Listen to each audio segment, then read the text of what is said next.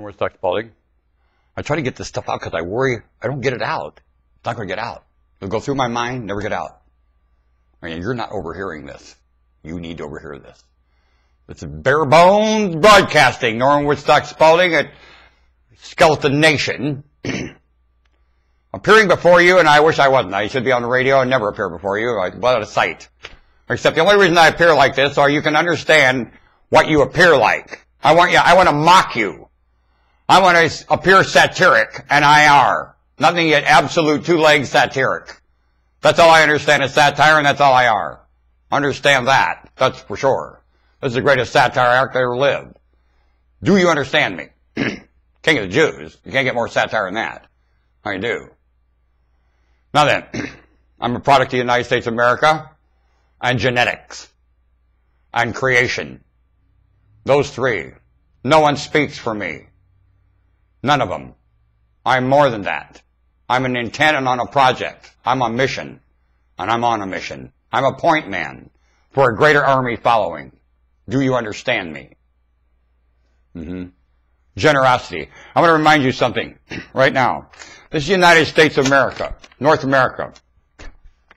No one speaks for this nation. No one can be quoted by any news agency to speak for the United States.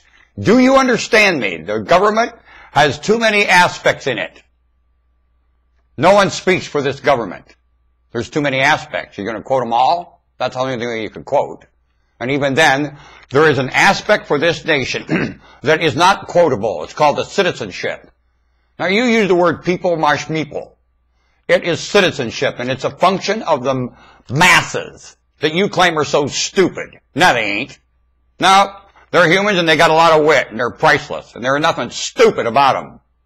They're driven like cattle in a stampede by intent of other human beings in employment. And I wish those to turn blue. Fall right now blue. Don't feel any pain. I don't know what we'll do with the bodies of you. But the intent of human beings in employment right now turned on the masses is staggering. And I wish you blue. Move. Collapse. Get out. How you do? Now, the citizenship has the last word. It is the majority. It has the most wit. It has the advantage. It definitely does. When it comes to no one able to speak for the United States of America, it is a democracy lived and a republic by governing system. Now, to live a democracy gives you the advantage. No one can take generosity and generous away from you. That's the reason for the whole thing is the failure of that. When humans appreciate living to the point where they're generous with each other with such a passion, they'll need no governing system whatsoever. No one wants to govern your generosity when it's flowing. The governing system sits back and twiddles their thumbs and says, whoa, what a good boy am I. It's all contract. Contract can't live without generous and favor. You can outdo contract any day with generous and favor. It is your advantage as citizens.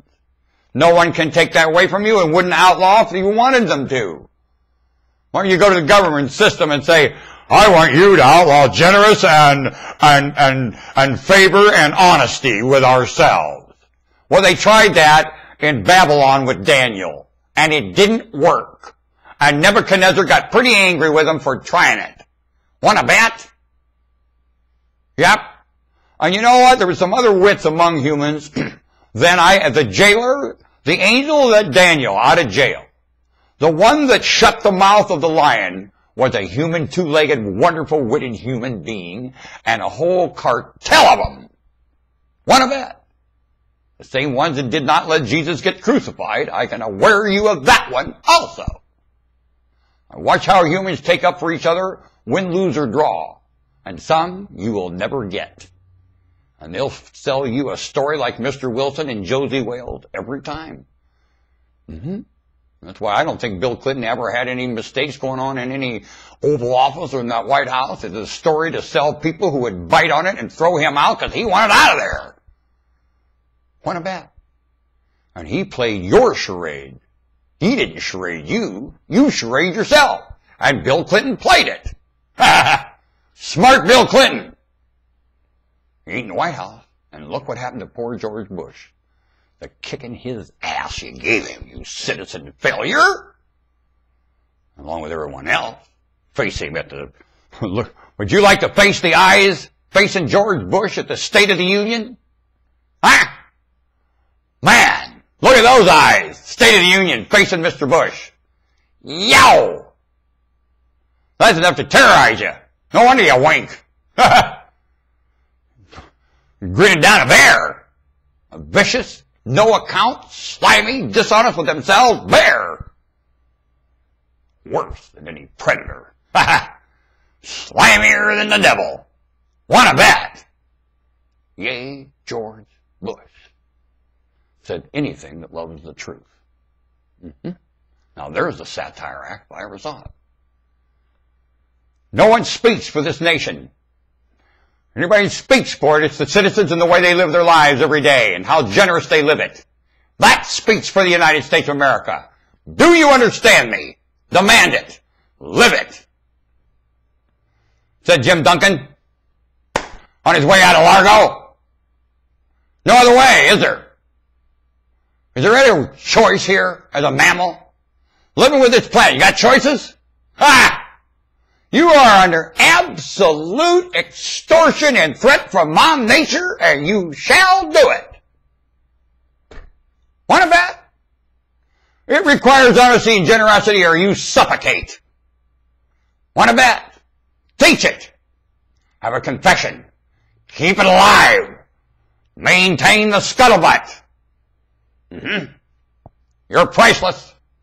No sinner among you. Never was, never can be. And anybody pushes it needs to wear an armband. Big time. And says they got it out of literature in the mouth of God, you are a tyrant. You understand me? Mighty by. Norman Woodstock Spalding, king of the Jews. It takes a Jew to understand that. Someone that's gone to the Lord and had his rear end reamed at this tone of voice for ever saying, Lord, when I brought the scuttlebutt of this planet, and the philosophies taught to my maker in prayer, the Lord told me so many times, I never told you that. Which means I never faced the Lord with any of it. You take all of it to your maker in prayer. All of it. And don't leave till you get an answer in your mind quicker than you can make up the words. And it might take a lot of words to phrase what the Lord answered you. You go through all the echo of information and all the scuttlebutt of your religions and all the literature you can get your hands on. Do it. Unless you drink the blood of it and eat the flesh of it, what do you know? And even then, what do you know? Gossip and rumor. That's what you know. Oh my. That ought to really work. Thank you. I'll be back. Norman Woodstock Spalding. This is bare bones and this is the skeleton nation. I shall return. Bye. I'm going to turn it off.